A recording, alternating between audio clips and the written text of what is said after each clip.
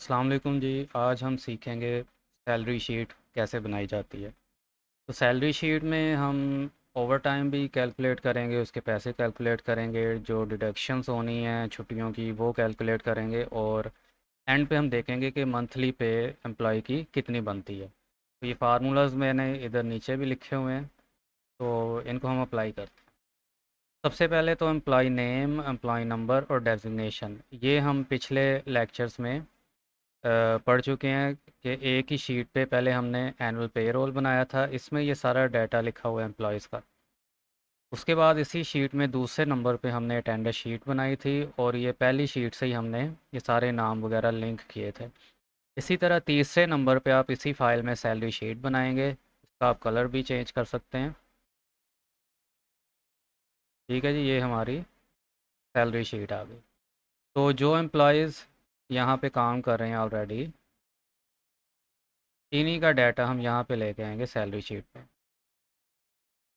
तो पहले सेल में क्लिक करके आप इक्वल लिखेंगे, और फर्स्ट शीट पे आएंगे, फर्स्ट नेम सेलेक्ट करेंगे और यहीं पे एंटर कर देंगे। इसको आप राइट साइड पे भी ड्रैग कर लेंगे और नीचे भी ड्रैग कर लेंगे। तो ये हमारा डाटा पहली शीट से आ गया। इसी तरह टोटल प्रेजेंट एब्सेंट लीव, ये हम अटेंडेंस शीट से लिंक करेंगे। कैसे लिंक करेंगे, यहाँ पे आप इक्वल लिखेंगे, दूसरी शीट पे आएंगे और टोटल प्रेजेंट फर्स्ट वाला सेल सेलेक्ट करेंगे, एंटर कर देंगे, और इसको भी आप इसी तरह यहाँ पे ड्रैग कर लेंगे। तो ये एम्प्लॉयज़ का डाटा फर्स्ट शीट से आएगा, अटेंडर्स का डाटा इनका सेकंड शीट से आएगा। इसके बाद ओवर टाइम आवर्स लिखने हैं, घंटे लिखने हैं, मिनट्स और सेकंड्स।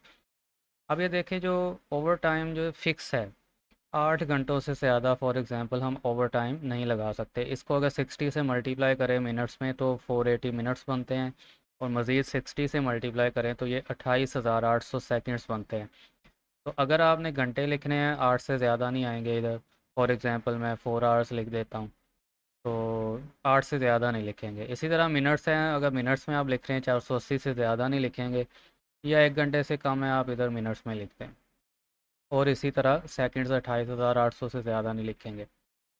अब ये देखिए, मैंने 4 लिखा है, इसके साथ एच आर एस आ गया। मैं चाहता हूँ कि मैं नंबर लिखूँ उसके साथ ये एच आर एस खुद ब खुद आए। तो ये आप रेंज सेलेक्ट करेंगे और फॉर्मेट सेल में जाएंगे, कस्टम में जाके आप एट द रेट सिंबल डालेंगे, स्पेस देंगे और डबल कोटेशंस में एच आर एस लिखेंगे।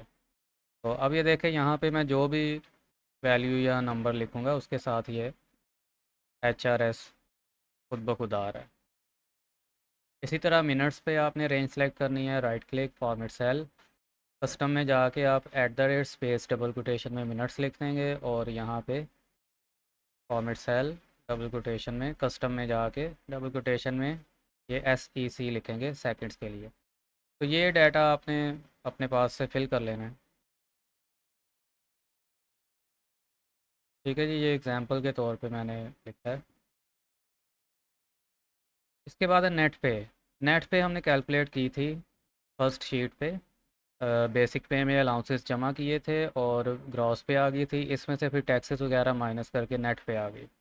तो ये नेट पे इधर लिंक करेंगे, इक्वल लिखेंगे, फर्स्ट शीट, नेट पे, फर्स्ट सेल, एंटर, इसको ड्रैग कर लें। इसके बाद हमने देखना है पर डे की इसकी सैलरी कितनी बनती है।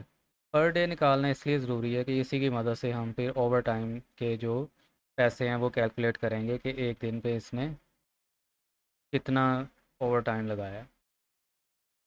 तो ये आप मंथली भी कर सकते हैं 8 घंटे, या एक दिन में कितने घंटे आप ओवर टाइम लगा सकते हैं वो आप इधर लिख सकते हैं, वो आपने डिसाइड कर लेना है। तो पर डे कितनी है जी, इक्वल नेट पे डिवाइडेड बाय महीने में जितने दिन होंगे, डेज ऑफ मंथ, उस पर आपने डिवाइड कर देना है। तो ये इसकी एक दिन की सैलरी आ गई। अब आ जाए जी, ओवर टाइम घंटों के पैसे कितने बनते हैं, equal per day divided by जो फिक्स टाइम है, मैक्सिमम इससे ज़्यादा नहीं आप लगा सकते। तो यहाँ पे आप लिखेंगे 8 multiply by over time hours, घंटे लगाने हैं आपने इधर, और एंटर कर देना। ठीक है जी, दोबारा देख लें, equal per day divided by maximum time multiply by जितना टाइम उसने काम किया है। ये अभी हमने घंटे कैलकुलेट किए हैं, डबल क्लिक करें। इसी तरह मिनट्स हैं, equal per day divided by maximum minutes कितने हैं, 480 हैं, 480 मल्टीप्लाई बाय जितने मिनट उसने काम किया है। डबल क्लिक करें, equal per day divided by 28,800 seconds बनते हैं जी ये, मल्टीप्लाई बाय सेकंड्स जितने सेकंड्स उसने काम किया है, एंटर। तो ये इसके सेकंड्स के पैसे आ गए। इसके बाद जो डिडक्शन होनी है, फॉर एग्जांपल एब्सेंट की भी कर सकते हैं या हम दोनों की मिला के भी कर सकते हैं। तो हम दोनों की करते हैं जी, एब्सेंट और लीव। एक छुट्टी के एक दिन के पैसे कटेंगे, वो तो सिंपल हम पर डे को एब्सेंट से मल्टीप्लाई भी कर देंगे तो वो पैसे आ जाएंगे इधर। हमने इन दोनों को करना है, तो पहले हम क्या करेंगे, equal sum bracket total absent plus total leave, इन दोनों को मिला के जितने भी दिन होंगे उसको मल्टीप्लाई कर देंगे पर डे से, उतने दिन के पैसे आ जाएंगे। तो ये देखें, ये कि 2 छुट्टियाँ हैं तो मल्टीप्लाई बाय 2, ये 604 रुपये आ गए। तो ये हमने सैलरी में से माइनस करने हैं और ओवर टाइम के प्लस करने हैं।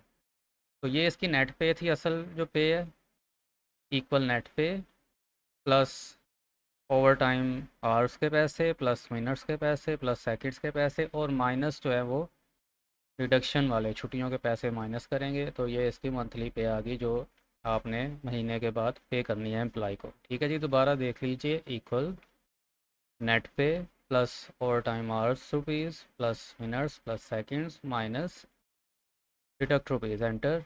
डबल क्लिक कीजिए और इसको ड्रैग कर लीजिए। तो ये है जी हमारी सिंपल सी एक सैलरी शीट। उम्मीद है आपको समझ आई होगी। आप ये लेक्चर पीछे से दोबारा जाके देख सकते हैं। इससे पहले हमने ये एनुअल पेरोल बनाई थी इसी फाइल में, फिर टेंडर शीट, और इन्हीं लोगों की फिर सैलरी शीट। तो ये तीनों शीट्स जो हैं ये आपस में लिंक हैं। आप लाजमी तौर पे इन तीनों की प्रैक्टिस कीजिए ताकि आपको अच्छी तरह से समझ आ जाए। तो नेक्स्ट वीडियो तक के लिए आपसे इजाज़त चाहेंगे। अल्लाह हाफिज़।